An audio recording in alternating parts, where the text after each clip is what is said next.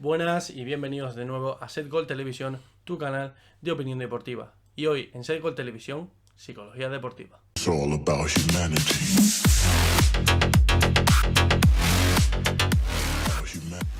Buenas y bienvenidos de nuevo a vuestro canal favorito, vuestro canal de opinión deportiva.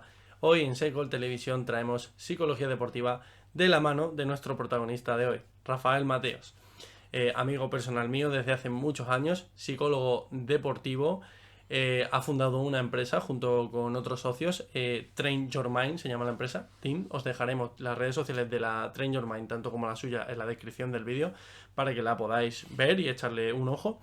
Es una empresa que trabaja en la Federación Española de Fútbol, en la Federación de Fútbol de Madrid, trabaja con muchos deportistas profesionales. Tienen ya un par de añitos de experiencia. 2 años y medio, años. 2 años y medio de experiencia. Y sin enrollarme mucho más, vamos directamente al turrón. Bueno, he preparado una serie de preguntitas que tenemos más o menos por aquí presente y vamos a seguirlas.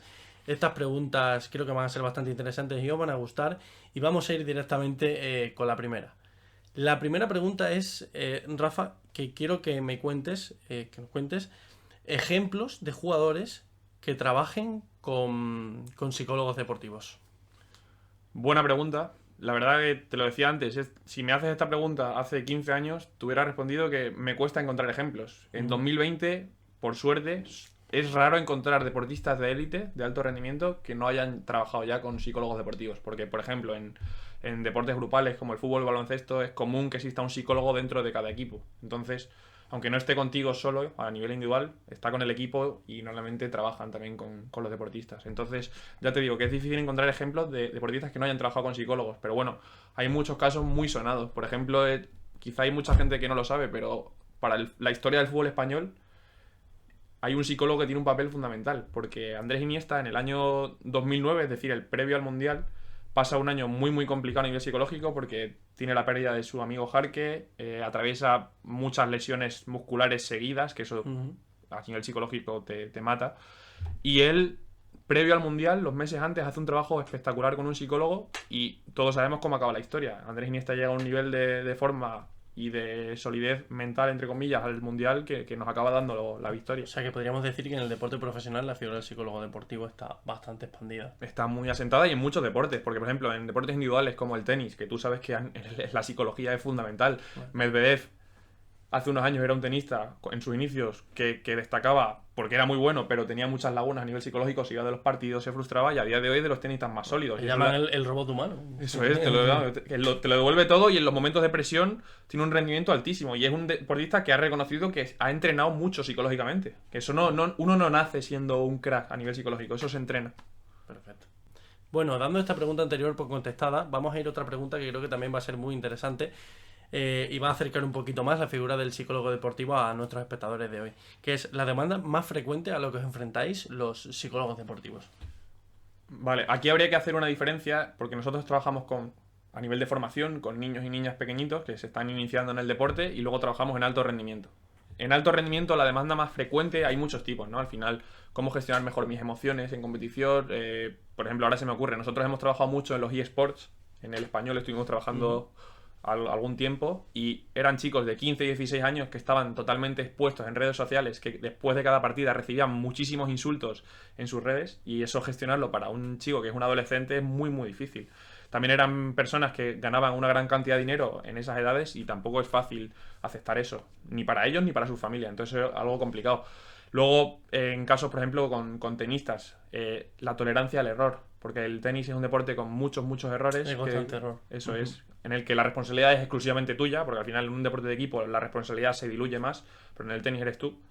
Y gestionar esa tolerancia al error, a perder, es complicado. Entonces, esa suele ser, en deportes individuales suele ser la demanda más frecuente. Y luego en deportes colectivos, nosotros trabajamos también con grupos, con equipos, y ahí las demandas más frecuentes suelen ser cómo generar una identidad fuerte en un equipo, cómo conseguir que haya unos roles claros y definidos, cómo conseguir que ese equipo tenga una identidad fuerte, cómo conseguir que tenga unos objetivos comunes, cómo conseguir que los jugadores se comuniquen mejor entre ellos. Luego también por cohesión grupal. Eso es, la cohesión, que es un poco lo que engloba todo, ¿no?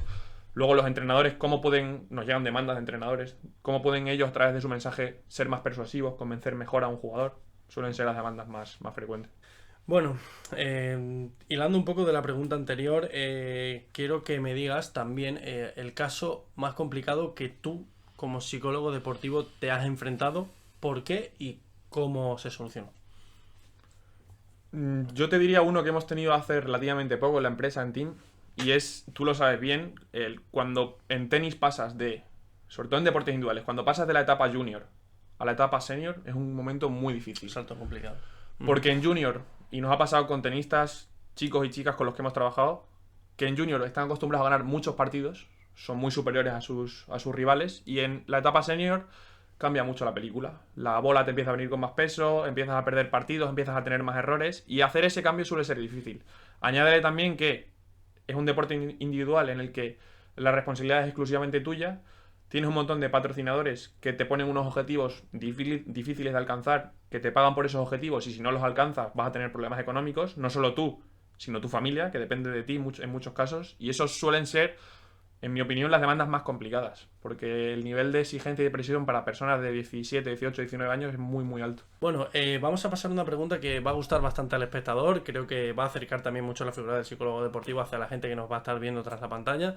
Y es cómo motivarme a mí mismo en una pista, en un campo de fútbol. Y como digo, esto también es muy útil para el deporte amateur, como yo que soy tenista amateur, o como tú que puedes ser jugador amateur, o para cualquier deportista. ¿Cómo me motivo? Es una pregunta difícil, al final cada persona es un mundo y habría que estudiar cada caso para darle herramientas adaptadas, pero bueno, podemos hacer una respuesta rápida, general. Lo que nosotros solemos recomendar siempre es que si tú te quieres motivar, te tienes que rodear de un entorno motivante y de unas personas que te ayuden a motivarte. Si tú, por ejemplo, estás en un trabajo en el que todos son problemas, estás constantemente estresado, no, nadie te refuerza cuando lo haces bien, pues es difícil que te motives en un entorno que no es motivante. Eso pasa lo mismo en el deporte. Si tú estás dentro de un equipo en el que todo es negativo, hay problemas de cohesión, como tú decías antes, pues es difícil que te motives. Una vez dicho eso, dado ese consejo de si quieres motivarte, rodéate de un entorno motivante, también se pueden dar estrategias individuales. Al final, es muy importante que cuando uno se pone objetivos, esos objetivos no sean ni excesivamente difíciles, porque son inalcanzables para mí, eso no es nada motivante, ni excesivamente sencillos, porque los consigo muy fácilmente y tampoco es motivante. Es importante ponerse objetivos que sean difíciles, pero que si yo con esfuerzo y dedicación me acerco a ellos, es posible conseguirlos. Ujú. Y también es importante que cuando uno se marque un objetivo, siempre marque debajo un plan de acción con cosas concretas para alcanzarlo. Por ejemplo, un ejemplo en concreto a la hora de, por Sí. ejemplo, un tenista. Un tenista que, por ejemplo, quiere mejorar su saque, ¿no? O el segundo saque en concreto. Pues ese es el objetivo. Sí. Ahora bien, ¿qué cosas dependen de mí para alcanzar ese objetivo? Practicar muchísimo, las horas que sean, tantos días, a tal. Mejorar cómo me tiro la bola, tirarme muchas veces la bola. Mejorar la posición del codo. O sea, dividir ese objetivo en partes más pequeñas hace que es como construirme una escalerita hacia ese objetivo. De cosas que dependan, además, exclusivamente de mí. El problema de la desmotivación muchas veces es que uno se pone objetivos que no dependen exclusivamente de él. Y si me pongo objetivos con cosas que no dependen de mí es cuando aparece la frustración y la desmotivación. Si yo me centro en lo que yo controlo, es mucho más sencillo que esté motivado y mucho más sencillo que alcance mis objetivos. Bueno, vamos con otra pregunta que también creo que va a hacer que el espectador se sienta muy identificado. Y esta pregunta es porque a todos nos pasa, ¿no?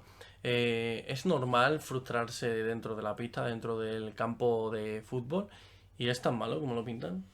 Bueno, la frustración es una emoción totalmente natural y humana. Al final pasa como con la tristeza o la ira. Son emociones que hay que aceptar, identificar y la clave de que la frustración sea útil para el rendimiento es que sepamos expresarla de la forma adecuada. Si yo me frustro mucho y lo que hago es romper la raqueta contra el suelo o agredir a un rival, pues eso no es nada útil. Pero si yo, por ejemplo, con el caso de Djokovic que decíamos antes, es una persona que se frustra mucho y lo vemos en los partidos que él se frustra, pero lo que hace es utilizar ese exceso de activación que me aporta la frustración para en la siguiente jugada o en la siguiente bola que tiene que recibir estar mucho más activo y estar más preparado para rendir en ese momento. O sea, Es es lo decir, que canaliza utiliza. bien esa frustración. Eso es, y esa es la clave, porque lo importante no es frustrarse o no frustrarse. Eso es algo totalmente humano y normal. De hecho, sería raro ver a un deportista que no se frustre nunca. Eso yo no lo he visto todavía. Creo que no existe. Lo importante es cómo expreso esa frustración. Eso es lo que va a determinar si yo soy un buen o un mal deportista. Cómo utilizo ese tipo de emociones como la ira, como la frustración, para mejorar mi rendimiento. Bueno, vamos con una pregunta que también es un poquito morbosa. Vamos a pedirnos a nuestro psicólogo que se meje un poquito. Y es, para ti, ¿quién es el mejor deportista a nivel psicológico? Me da igual del deporte que sea, no te pido ningún deporte en concreto. Si te es más fácil me puedes hacer un ranking, me puedes hacer un top, me puedes hablar de varios, pero bueno, mójate y ¿quién es el mejor deportista para ti a nivel psicológico? Venga, voy a decir dos. De deportes muy distintos, además. Al final, cada deporte es un mundo y en cada deporte hay unas peculiaridades a nivel psicológico que unos tienen y otros no tienen. Pero bueno, por ejemplo, en tenis, a raíz de lo que decíamos de Djokovic, yo me quedo con él porque, más allá de que Nadal también es otro ejemplo que a nivel psicológico podríamos poner como un estandarte, Djokovic es una persona que en los momentos de presión, breakpoints, puntos de set, momentos decisivos de los partidos, tiene un porcentaje de acierto brutal y sabe perfectamente cómo rendir en esos momentos. Y eso choca mucho con cómo eran sus inicios de su carrera deportiva, donde él sufría mucho en esos momentos. Y eso a través de entrenamientos psicológicos lo ha trabajado y lo ha mejorado. Y luego te voy a poner un ejemplo de otro deporte totalmente distinto, que es la maratón. Y a mí personalmente me parece muy, muy difícil cómo un deportista durante 2 horas, 2 horas y media, 3 horas que dura una carrera de esas, está todo el rato pensando, o sea, al final, durante 3 horas es raro que no te aparezcan pensamientos negativos del tipo, estoy mal, me duele esto. O sea, estar 3 horas con un autodiálogo constante contigo mismo me parece muy difícil. Y eso solo pasa en deportes de larga distancia, como puede ser, por ejemplo, también la carrera de montaña de Kilian Jornet, que también es muy conocido. Todo ese tipo de deportistas que son capaces de, durante mucho periodo de tiempo, permanecer concentrados, me parece admirable y muy difícil. Para finiquitar el vídeo, como última pregunta, porque mucha gente se lo estará preguntando, si yo quiero una sesión, ¿cuánto cuesta? ¿Cuánto cuesta una sesión con un psicólogo deportivo? En general, la sesión de psicología está en torno a 50 euros, más o menos. 10, 20 euros arriba, 10, 20 euros abajo. Pero normalmente los psicólogos te hacen bonos y si tú coges varias sesiones te hacen un descuento y se te acaban quedando en 30 euros, como mucho, las sesiones.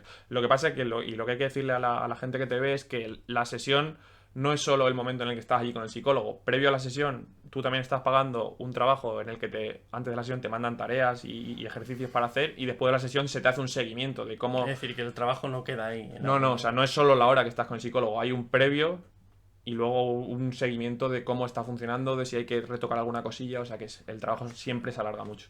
Bueno, espero que os haya gustado este vídeo, espero que os haya gustado esta entrevista. Hoy he querido acercaros la figura del psicólogo deportivo un poco. Me gustaría que en los comentarios me dijerais vuestra opinión, qué pensáis sobre esto, qué pensáis también sobre este formato de vídeos, porque tengo pensado hacer más vídeos de este tipo, traer a distintos expertos en temas. Y nada, simplemente dejaros un me gusta, suscribiros y esas cositas, que ya sabéis que es gratis, más barato que la sesión. Mucho más barato. Que la sesión. Y bueno, espero que este vídeo os haya gustado y hasta luego.